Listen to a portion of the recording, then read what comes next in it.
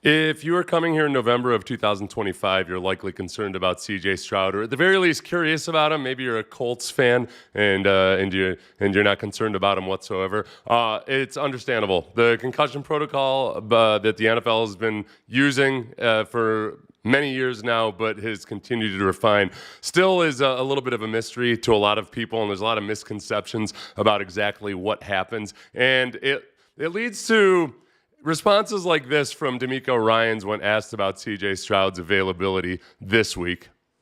Hey, D'Amico, will C.J. start this week? Hey, so for us right now, C.J. and Jalen are still in the concussion protocol.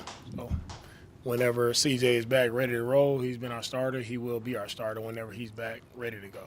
Yeah, look, it's a perfectly fair question. I think the frustration from coaches sometimes comes from the fact that the NFL has appropriately tried to remove coaches as much as possible from a player and how he's treated when he's within the concussion protocol. I played through however many concussions I played through back in the day. We didn't know any better. We just thought that's what you did. We didn't even know we had concussions most of the time. But things have changed, and obviously they've had to make it safer. And from every level of the sport, all 50 states in high school football have a concussion protocol of some sort, college certainly in the NFL, and all of them share some similarities. But just to give you a quick rundown, if we look at, there's really two main stages, and first is just the identification of the concussion.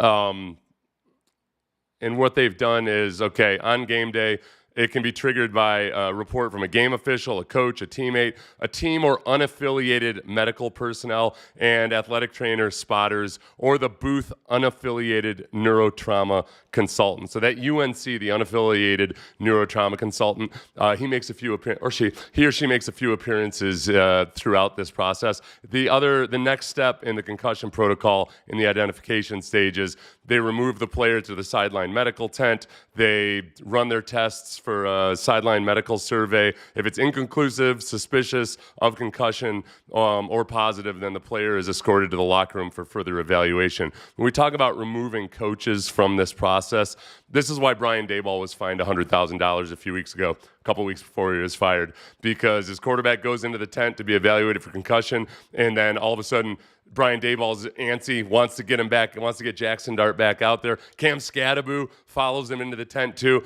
The NFL does not want any interference or influence from the coach at all in that scenario. They fined Daboll $100,000. They fined Cam Scadaboo, I think, $25,000, which he's a rookie.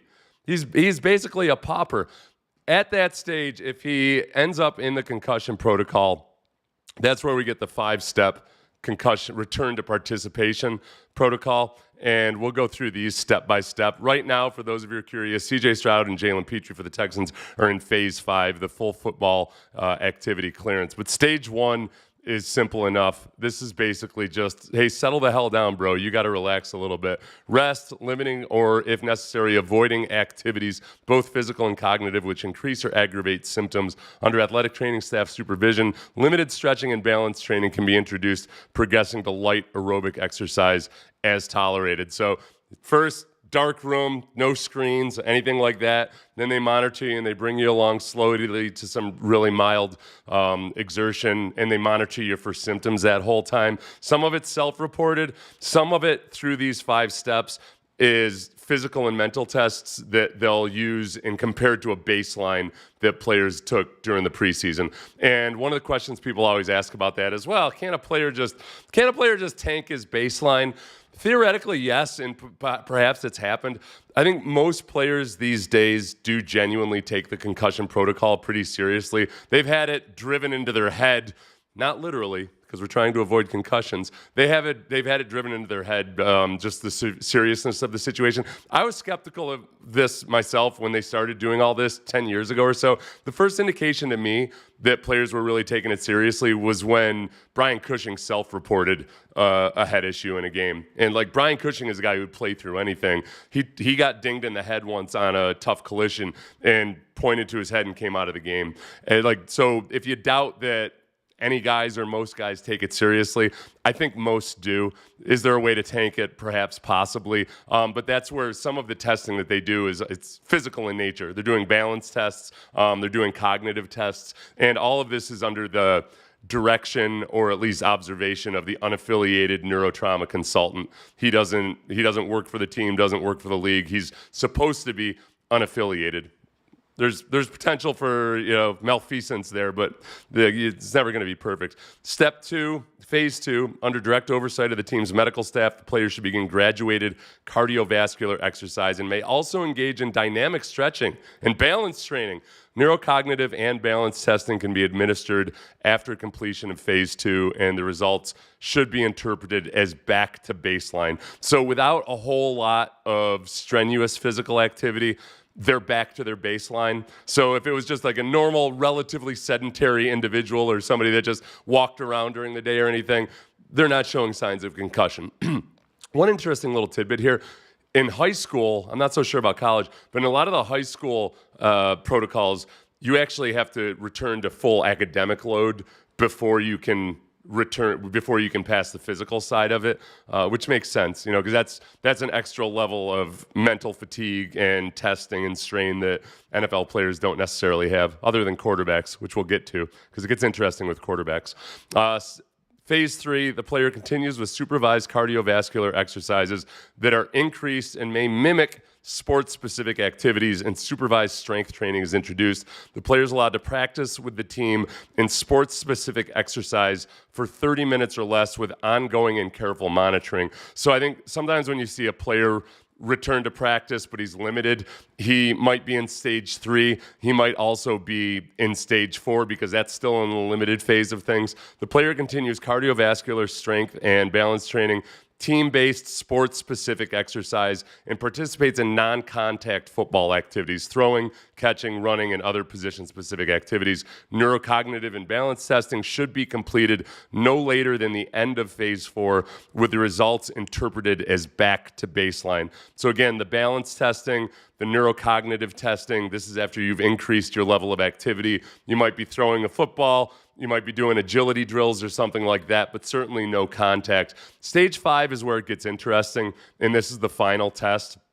Upon clearance by the club physician for full football activity involving contact, the player must be examined by the independent neurological consultant. They use these in the concussion protocol. It's a little bit confusing. I think the independent neurological consultant can be the same guy as the unaffiliated neurological consultant, but I'm not 100% certain. If the INC concurs with the club physician that the player's concussion has resolved, he may participate in his club's next practice or game. So if you think about, in our particular situation here with the Houston Texans, C.J. Stroud and Jalen Petrie both practiced last week, but it was immediately before that Thursday night game. They really, and I'll explain where it gets complicated. They didn't have enough team practices to actually get all of that done. When it comes to quarterbacks especially, or other players in a phase of the year when there aren't full contact practices going on, there are ways to simulate full contact, and you can return to play. So late in the season, especially when a lot of teams are just having glorified walkthroughs, what they'll do with quarterbacks is simulated contact. They'll maybe just hit him with blocking dummies as he's maneuvering around in the pocket. Some teams, a lot of this is up to the discretion of the independent neurological consultant. They might, push him with a bag down onto a mat, or something like they do if you've ever been out to practice and you watch them practicing blocking kicks, they'll be diving onto a mat like Hollywood stuntmen or something. So things that simulate somewhat exactly what a quarterback might go through. Obviously, you're not going to line up C.J. Stroud and have him take 10 hits from Danielle Hunter or anything. You can, and that's not nobody does that in a full contact NFL practice anyway. They also have the quarterbacks go through drills where they have to jerk their head around, because a lot of things that can be troublesome with people recovering from concussions, jostling of the head and whatnot. They'll have them go through calling out coverages or doing mental exercises as they're doing their drills. This is all of what they're doing. With C.J. Stroud, as I believe Aaron Wilson reported that they expect him to come back. I'll be surprised if he doesn't come back this week. The average time that a player spends in the concussion protocol is about 9 days. Now, that stat is a couple years old, so it may have changed in that time. Missing 3 games is above average, obviously. Whether you start talking about median or mean, it gets tricky because guys are in the concussion protocol, and then the timing of when they fully exit it might involve a little bit of gamesmanship. Like, hey, let's really take our time. If CJ wasn't going to be available for the Thursday night game, we don't need to do a simulated practice on Saturday or Sunday of this past week to get him out there as soon as possible, because he's not going to be missing anything in terms of meetings or limited on-field activity, walkthroughs, corrections, and everything like that. So whatever gamesmanship there might be involved in it, I don't think they fault the coaches if they say, hey, bro, stay in the concussion protocol longer. What they're worried about is rushing guys out of the concussion protocol. So that's where we are with it right now. And for our intents and purposes right now, I think C.J. Stroud is probably going to clear. He missed 3 games, which is more than normal. But if it hadn't been a Thursday night game, I think there's a very good chance that he would have played in that Bills game.